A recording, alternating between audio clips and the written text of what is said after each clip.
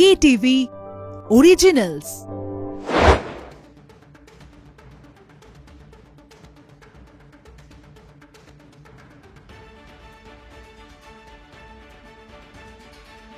নমস্কার, দেখছেন কলকাতা টিভি। আপনাদের সঙ্গে রয়েছে আমি অভিক। শুরু করছি stadium bulletin, presented by 1x bat, powered by UEM, good education good job in association with assure home appliance. আর সামনেই চ্যাম্পিয়ন্স ট্রফির হাতছানি রয়েছে ভারতের কাছে, আর তার আগে নিউজিল্যান্ডের সঙ্গেও ম্যাচ রয়েছে। আমরা দেখেছি গত রবিবারের যে ম্যাচ, যুযুধান দুই পক্ষ ভারত বনাম পাকিস্তানের মধ্যে, পাকিস্তান সেই ম্যাচে হেরেছে, এবং তার আগের যে ম্যাচ বাংলাদেশ এবং ভারতের মধ্যে, সেই ম্যাচে বাংলাদেশ হেরেছে আমরা দেখেছি। আর সামনেই চ্যাম্পিয়ন্স ট্রফি রয়েছে, তার আগে সেমিফাইনাল রয়েছে, কি হতে চলেছে সেই ম্যাচেও, এই সমস্ত বিষয় নিয়েই কথা বলবো। এই মুহূর্তে আমাদের সঙ্গে স্টুডিওতে রয়েছেন আমাদের ডিজিটাল হেড অর্পণ ঘোষ।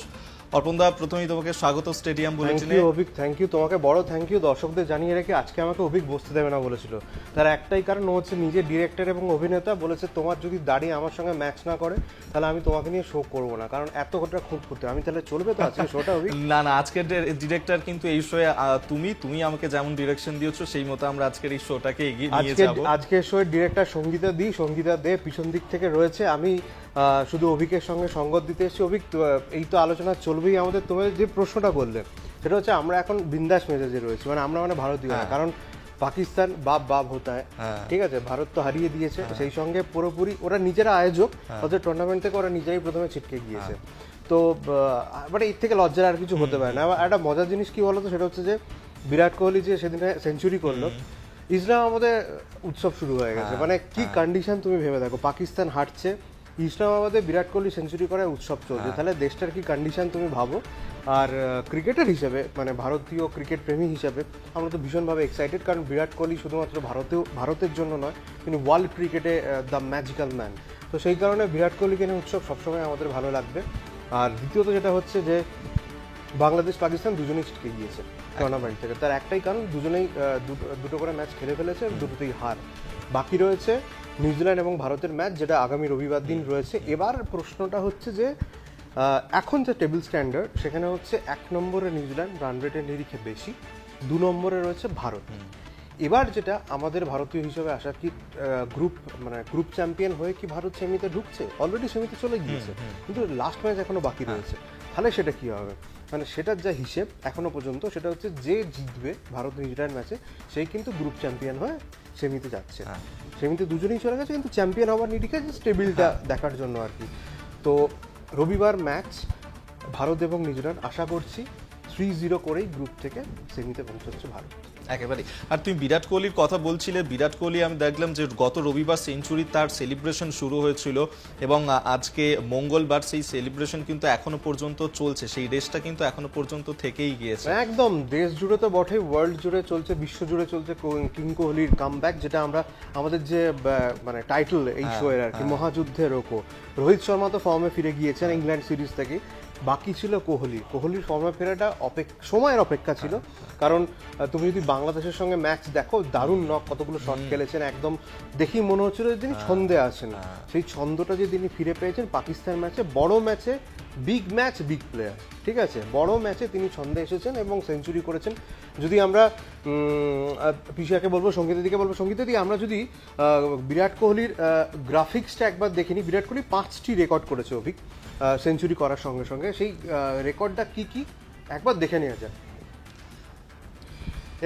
দেখলে তুমি এখানে গ্রাফিক্স এসে গিয়েছে একেবারেই। এই গ্রাফিক্সটা আমরা দেখাবো দর্শকদেরকে, তবে এই সাসপেন্সটা একটু আমরা রেখে দিই, কারণ একটা ব্রেক নিই, বিরতির পর আবার আমরা ফিরবো যে কি রয়েছে এই গ্রাফিক্সে, এবং বিরাট কোহলি যে রেকর্ড করেছেন, কি রেকর্ড সেগুলো অর্পণদার সঙ্গে নিয়ে আমরা ফিরছি। দেখতে থাকুন স্টেডিয়াম বুলেটিন নিয়ে ফিরে এলাম বিরতির পর। যে আলোচনাতে আমরা ছিলাম, যে বিরাট কোহলি যাকে নিয়ে এই মুহূর্তে উন্মাদনা উচ্ছ্বাসে ভাসছে গোটা বিশ্ব, যে ম্যাচ দেখেছিলাম আমরা, এবং তার কাছে আগামী দিনে যে ম্যাচগুলো রয়েছে একাধিক প্রত্যাশা রয়েছে। ইতিমধ্যেই বেশ কিছু রেকর্ড তিনি গড়ে ফেলেছেন, সেই রেকর্ডগুলি কি অর্পণদার সঙ্গে আমরা এই নিয়ে আলোচনা করছিলাম। ডিজিটাল হেড অর্পণদা রয়েছে আমাদের সঙ্গে। অর্পণদা, যেমনটা তুমি বলছিলে যে একাধিক রেকর্ড কিন্তু ইতিমধ্যেই তৈরি করে নিয়েছেন বিরাট কোহলি। দেখো, পাকিস্তান ম্যাচে সেঞ্চুরি করার পর সব জায়গাতে যেটা ঘুরছে, যে বিরাট কোহলি 51টা সেঞ্চুরি করেছে ওয়ানডেতে এবং 14,000 রান করে, এটাই চলছে। কিন্তু এই সেঞ্চুরি সঙ্গে সঙ্গে বিরাট কোহলি কিন্তু 5টি রেকর্ড করেছে, যেটা আমরা ডেটা বের করে পেয়েছি এবং সেই ডেটাগুলি আমরা স্টেডিয়াম বোর্ডের দর্শকদের জন্য শেয়ার করবো। কি ডেটা সেটা একবার দেখে নেওয়া যাক। প্রথম পয়েন্ট, যেটা আমরা সবাই জানি যে দ্রুততম ক্রিকেটার হিসাবে ওডিআই ক্রিকেটে 14,000 রান করেছেন কোহলি, তার ইনিংস মাত্র 287 এবং তিনি ভেঙেছেন সচিন তেন্ডুলকারের রেকর্ড। রবিবার 15 রান করেই এই মাইলস্টোন স্পর্শ করেছেন কিং কোহলি, অর্থাৎ মাত্র 100 রান করলেও 15 রান যখন তিনি কোহলি করে ফেলেছিলেন তখন কিন্তু এই 14,000 রানের রেকর্ডটা তিনি অলরেডি ভেঙে ফেলেছিলেন সচিনকে টপকে। দ্বিতীয় কি, রবিবার খুশদিল শাহ এবং নাসিম শাহের ক্যাচ ধরেছেন কোহলি। ক্যাচ নিয়ে যে রেকর্ডটা, এটা কিন্তু সচরাচর দেখা যায়নি, এটা আমরা রিসার্চ করে বের করেছি। এই নিয়ে একদিনের আন্তর্জাতিক ম্যাচে 158টি ক্যাচ কোহলি, তিনি পেরিয়ে গেলেন প্রাক্তন ভারত অধিনায়ক মোহাম্মদ আজহারউদ্দিনকে। এবার সামনে রয়েছেন আর মাত্র দুজন, রিকি পন্টিং 160 এবং মাহেলা জয়বর্ধনের 218, অর্থাৎ এই যে ক্যাচের নাম্বার অফ ক্যাচ তারও একটা রেকর্ড কিন্তু কোহলি করে ফেলেছেন। তিনি এখন আপাতত 3 নম্বরে রয়েছে, সামনে শুধু রিকি পন্টিং এবং মাহেলা জয়বর্ধন। নেক্সট সাইডে কি আছে একবার দেখে নেওয়া যাক।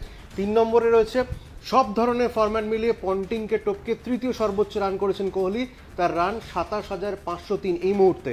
সামনে শুধু দুজন রয়েছেন, জয়বর্ধনে 28,016 এবং তেন্ডুলকার 34,357 রান টোটাল রানের নিরীক্ষে, অর্থাৎ আন্তর্জাতিক ক্রিকেটে। 4 নম্বরে আছে 82টি সেঞ্চুরি, যেটা আমরা সবাই জানি। সেদিন সেঞ্চুরির সঙ্গে টোটাল সেঞ্চুরির সংখ্যা হয়েছে কোহলির 82টি এবং সচিনের শুধুমাত্র সচিনই সামনে রয়েছেন, তিনি বিরাট কোহলি 2 নম্বরে। সচিনের সেঞ্চুরির সংখ্যা আমরা সবাই জানি, যেটা নিয়ে আমাদের গর্ব হয় 100। এবং লাস্ট পয়েন্ট, চ্যাম্পিয়ন্স ট্রফিতে, এটা কিন্তু সবচেয়ে গুরুত্বপূর্ণ পয়েন্ট। চ্যাম্পিয়ন্স ট্রফিতে একজন ভারতীয় তারকার এই প্রথম শতরান, যেটি এগেনস্ট পাকিস্তানের এগেনস্টে এসেছে এবং এটা করার জন্য চ্যাম্পিয়ন্স ট্রফি, বিশ্বকাপ এবং এশিয়া কাপে একমাত্র ব্যাটার হিসাবে কোহলি এই রেকর্ডটি করেছেন, যেটি আর কারো নেই। অর্থাৎ 5টি ডেটা আমরা বের করেছি যে শুধুমাত্র কোহলি সেদিন সেঞ্চুরি করেননি, 5টি রেকর্ডও করেছে। একেবারে অসাধারণ এই রিসার্চটা, দর্শকদের কাছেও আমরা সেটা তুলে ধরলাম, আপনাদের কাছেও এই তথ্যগুলো অবশ্যই নথিবদ্ধ থাক। আর অর্পণদা, এরপর আরও একটা বিষয় জানতে চাইবো যে আমরা যে কোনো ক্ষেত্রেই দেখি যে টিম কম্বিনেশনটা খুব গুরুত্বপূর্ণ, ইম্পর্টেন্ট। বাংলাদেশের ক্ষেত্রে যে টিম নিয়ে খেলা হয়েছিল আমরা দেখলাম পাকিস্তানেও সেই সেম টিম কম্বিনেশন নিয়ে খেলা হলো। এরপর আগামীতে যে ম্যাচ রয়েছে, অর্থাৎ সেমিফাইনাল রয়েছে, তার আগে নিউজিল্যান্ডের সঙ্গেও ম্যাচটা রয়েছে। ভারতের টিম কম্বিনেশন, সেখানে কি কোনো রকম কোনো চেঞ্জেস আসতে পারে নাকি একরকম থাকবে, কি মনে হচ্ছে? দেখো ডেফিনেটলি আমার মনে হয় যে একটা চেঞ্জ চোখের সামনে দেখা যাচ্ছে, আরও 2-3টে চেঞ্জ হতে পারে রেস্টের জন্য। সেটা হচ্ছে এরপরে কিন্তু নকআউট, তোমার কাছে শুধুমাত্র রেস্ট দেওয়ার জন্য একটা ম্যাচ রয়েছে, সেটা হচ্ছে নিউজিল্যান্ড ম্যাচ। তো যেহেতু স্বামী চোট পেয়েছেন, যদিও এখনও তিনি খেলার মতো কন্ডিশনে রয়েছেন, তাও আমার মনে হয় নিউজিল্যান্ড ম্যাচে কিন্তু স্বামীকে বিশ্রাম দেওয়া হবে, কারণ মাত্র 2 ওভার বল করে স্বামী উঠে গিয়েছিল। তারপরে আবার যদিও তিনি বল করেছেন, অসাধারণ কামব্যাক, অসাধারণ একটা স্পেল করেছেন তিনি, কিন্তু আমার মনে হয় নিউজিল্যান্ড ম্যাচে কিন্তু স্বামীকে রেস্ট দেওয়া হবে, তার পরিবর্তে কিন্তু দলে খেলানো হতে পারে অর্শদীপ সিংকে। এটা কিন্তু প্রবল সম্ভাবনা রয়েছে। আর একটা দিক থেকে দেখতে গেলে মনে হয় যে স্পিনিং ট্র্যাকে চেঞ্জ হতে পারে, বরুণ চক্রবর্তীকে একটা সুযোগ দিয়ে দেখা হতে পারে, সেখানে কিন্তু কুলদীপকে অথবা আক্সারের মধ্যে যে কোনো একজনকে বসতে হতে পারে বা জাদেজাকেও বিশ্রাম দেওয়া হতে পারে। তো এই দুটো চেঞ্জেস এখনো পর্যন্ত দেখা পড়ছে।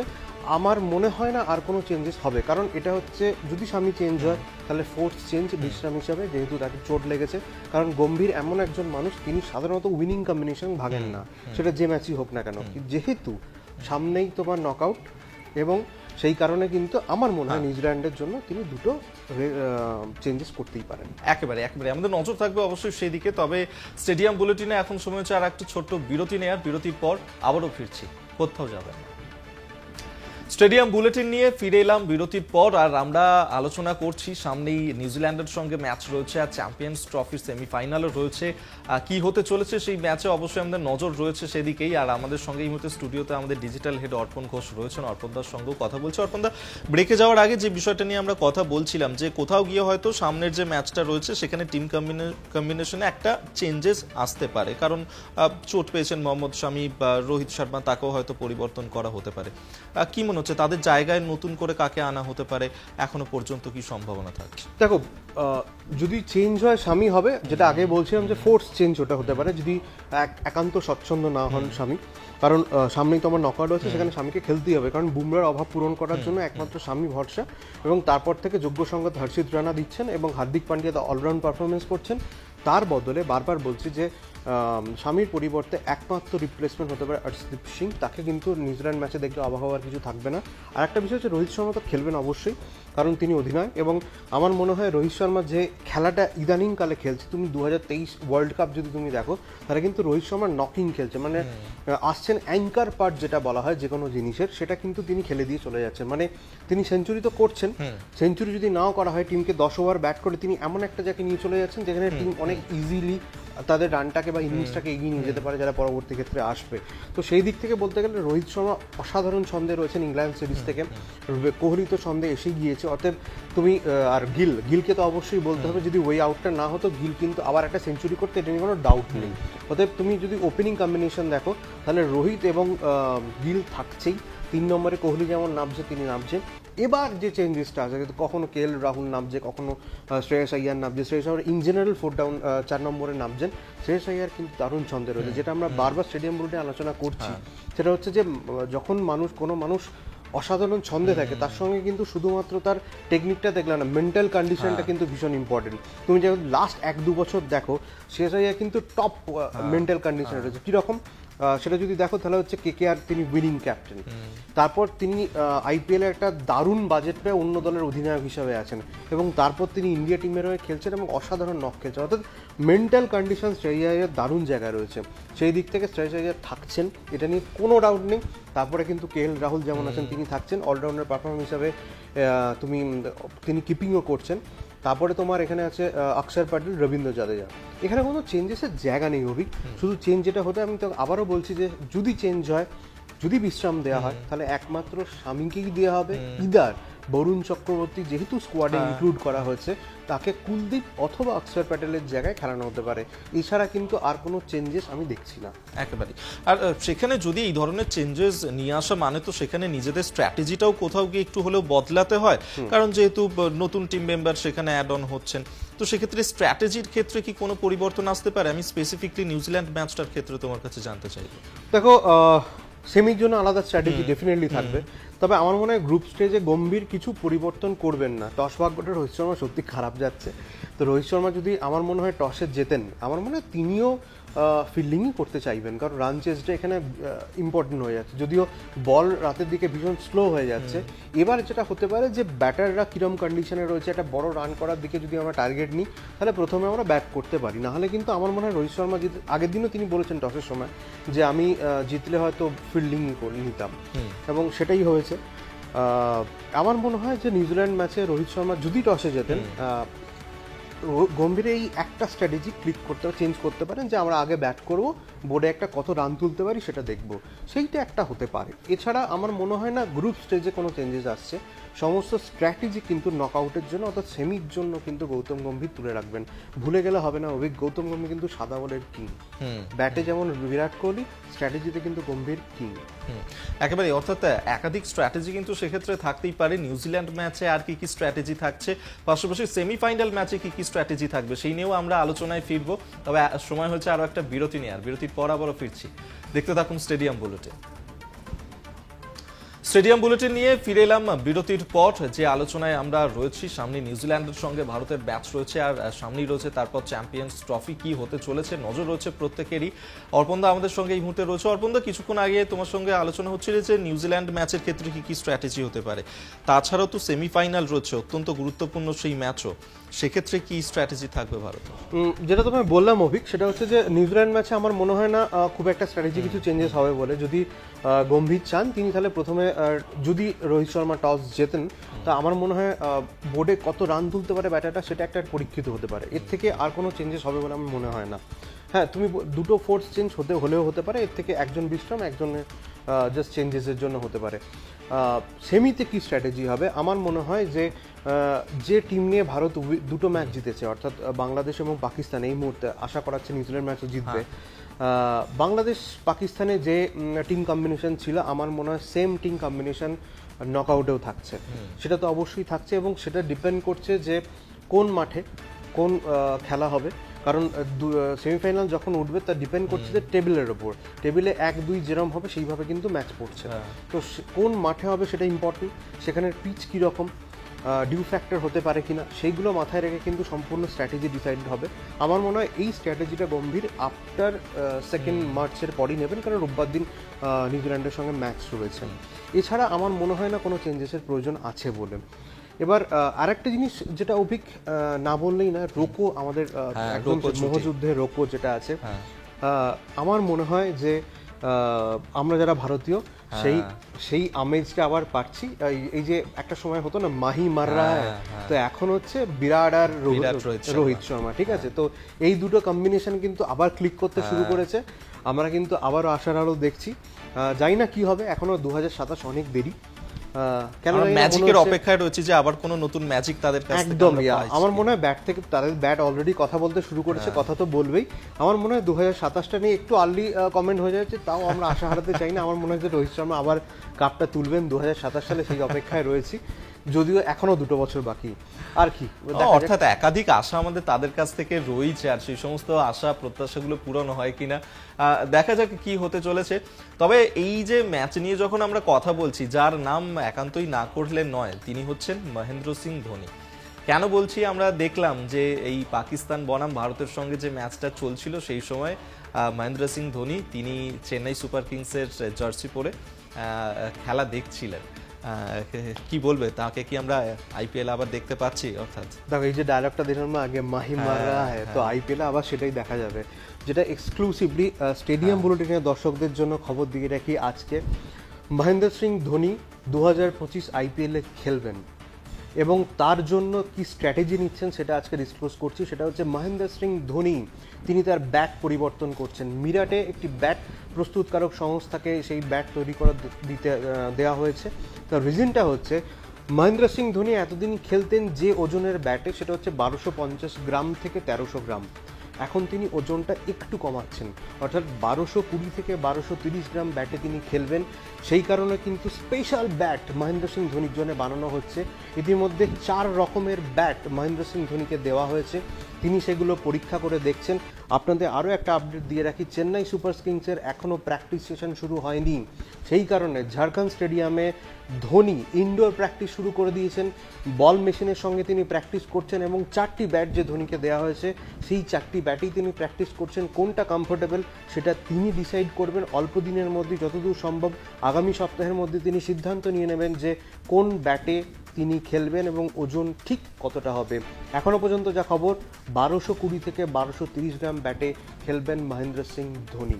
আর এটাই কি লাস্ট আইপিএল হতে চলেছে মহেন্দ্র সিং ধোনি? ধোনি তো অলওয়েজ আনপ্রেডিক্টেবল, কি বলবো বলো। আমার মনে হয় না এটাই লাস্ট আইপিএল হবে বলে। আমার মনে হচ্ছে আর একটা ম্যাচও হয়ে যেতে পারে। তবে ধোনি ইঙ্গিতবাহী পোস্ট একটা কমেন্ট করেছিলেন অন্তত মাস 6 আগে, যে 2025 আমি খেলবো, কিন্তু 2026 বা পরে সাল তিনি উল্লেখ করেননি। অন্য ভূমিকাতেও তাকে দেখা যেতে পারে, হয়তো তিনি মেন্টর হয়ে যাবেন। কারণ ভুলে গেলে হবে না অভিক, তিনি একজন ক্রিকেটারই নয়, তিনি কিন্তু ব্র্যান্ড অ্যাম্বাসাডার চেন্নাইয়ের। চেন্নাই থেকে তিনি যদি সরে যান, চেন্নাইয়ের ব্র্যান্ড ভ্যালু যেটা, সেটাও কিন্তু অনেকটা কমে যাবে। অতএব ধোনি কিন্তু এখন নিজের জন্যই শুধু খেলছেন এমনটা নন, তিনি কিন্তু তার টিমের কথা ভেবেও তাকে হয়তো বিভিন্ন রোলে পরবর্তীকালে আমরা দেখতে পেতে পারি। তবে 2025 এনজয় করি, অসুবিধা কি আছে? মাহি মাররা হ্যায় আবার হবে, দেখা যাক কি হয়। তবে অর্পণদা, তুমি যেমনটা আমাদেরকে এক্সক্লুসিভ খবর আমাদের দর্শকদের জন্য দিয়ে রাখলে যে মহেন্দ্র সিং ধোনির ব্যাটের ওজন কম হতে চলেছে, সেক্ষেত্রে যে বিষয়টা জানতে চাইব যে আমরা বরাবর দেখেছি মহেন্দ্র সিং ধোনি তিনি যখনই খেলেছেন তার যে ব্যাটের ওজন সেটা কিন্তু হেভি ছিল, অনেকটাই ছিল, এবং তিনি সেটাতেই রীতিমতন অভ্যস্ত খেলে খেলে। রিসেন্ট টাইমেও আমরা সেটাই দেখেছি। কোথাও গিয়ে এই যে ব্যাটের ওজন কমিয়ে দেওয়া হচ্ছে, কোথাও গিয়ে তিনি স্বচ্ছন্দে খেলতে পারবেন তো? এটা ধোনির তরফ থেকেই জানানো হয়েছে আমাদের কাছে যে খবর অভিক। তার কারণটা হচ্ছে, যদিও প্রপার কারণ কিছু জানা যায়নি, তবে যেহেতু তার বয়সটা বাড়ছে, তো সেই কারণে তিনি একটু নিজেকে হালকা ব্যাট ইউজ করতে চাইছেন। কারণ ভুলে গেলে হবে না, ধোনি কিন্তু সারা বছর প্র্যাকটিসের মধ্যে থাকেন না। যেহেতু আইপিএল শুরু হয় তার আগে থেকে তিনি তার প্র্যাকটিস শুরু করেন, সেটা 3-4 মাস আগে থেকে, যেমন এমনটা শুরু করে দিয়েছেন। তো যেটা জানা যাচ্ছে, অ্যাকিউরেট কিছু জানা যায়নি, যেটুকু জানা যাচ্ছে সেটা হচ্ছে যে মহেন্দ্র সিং ধোনি ব্যাটের ওজন কমাচ্ছেন একটাই কারণ ধোনির বয়সটা বাড়ছে, তিনি আরেকটু হালকা ব্যাটে স্বচ্ছন্দ খেলতে চাইছেন। সেই কারণে কিন্তু তার 4 রকমের ব্যাট তাকে দেওয়া হয়েছে, যেটা কমফোর্টেবল হবে তিনি সেটাতেই খেলবেন। এখনও পর্যন্ত যা খবর স্টেডিয়াম বোর্ড থেকে দর্শকদের জন্য জানিয়ে রাখছি, 1220 থেকে 1230 গ্রাম ব্যাটে খেলতে চলেছেন মহেন্দ্র সিং ধোনি 2025-এর IPL-এ। অর্থাৎ আপনাদের জন্য এক্সক্লুসিভ আমরা এটা ব্রেক করলাম, যেখানে মহেন্দ্র সিং ধোনি তিনি যে ব্যাটে খেলতে চলেছেন তার ওজন কিন্তু কম হতে চলেছে। অনেক ধন্যবাদ তোমাকে এই স্টেডিয়াম বুলেটিনে আলোচনা করার জন্য। আমাদের সঙ্গে ডিজিটাল হেড অর্পণ ঘোষ সঙ্গে ছিলেন। তবে স্টেডিয়াম বুলেটিন আমরা আজকে এখানেই শেষ করছি, আর আপনারা দেখতে থাকুন কলকাতা টিভি, রাত দিন 7 দিন।